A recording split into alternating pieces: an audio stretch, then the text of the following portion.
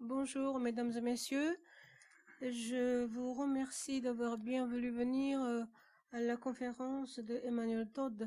Et d'habitude, je n'aime pas tellement lire un texte.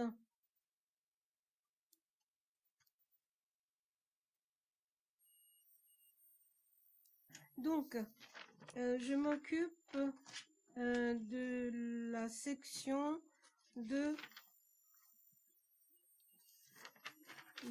études de maîtrise doctorat, et je tiens tout d'abord à remercier Monsieur Oki de nous avoir permis d'avoir cette occasion précieuse.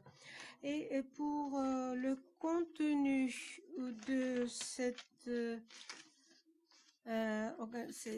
séance, je crois que vous avez déjà l'entracte, et le titre est La crise économique mondiale et le déclin de l'Empire américain.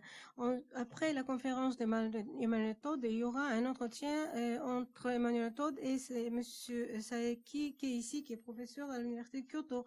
Moi, je suis biologiste, et c'est pourquoi je suis tout à fait étranger. Mais bien que je réfléchisse sur le thème qui est donné pour cette conférence. Et pour les activités économiques, il y a bien sûr des rapports avec le monde d'économie et la biologie. Et aujourd'hui, dans la conférence de M. Emmanuel Todd, nous pourrons avoir des points qui nous éclaircissent nos réflexions.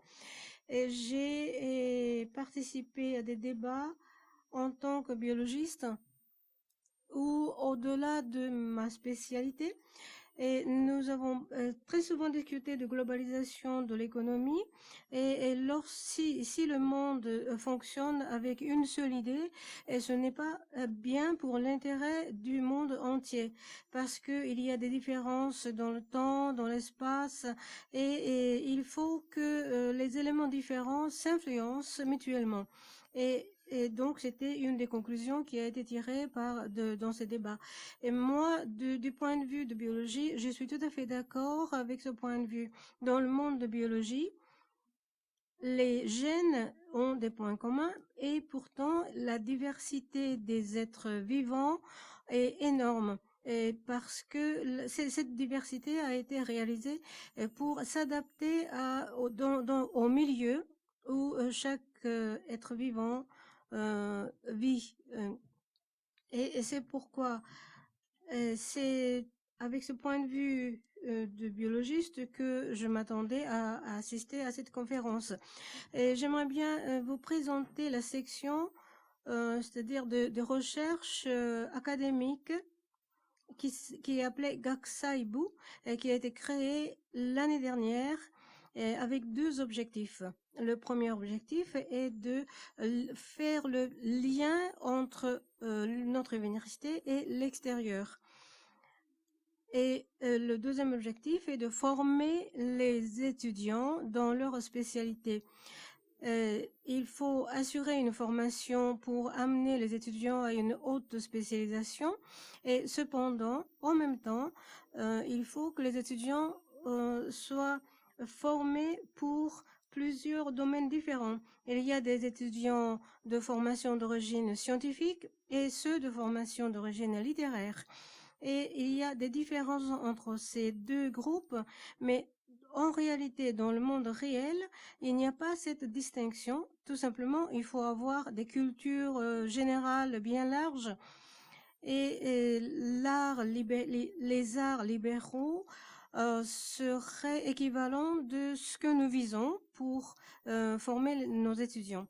Nos activités se divisent en quatre groupes, c'est-à-dire les conférences sur le plan international, et débats, et les cours modèles, démonstration de cours rassurés par les étudiants. Et c'est à travers ces enseignements que nous souhaitons former les étudiants de capacités très importantes. je ne suis pas très douée pour lire un texte que j'avais préparé et je termine mon allocution en remerciant l'organisateur d'avoir réalisé cette occasion précieuse et je vous remercie de votre attention.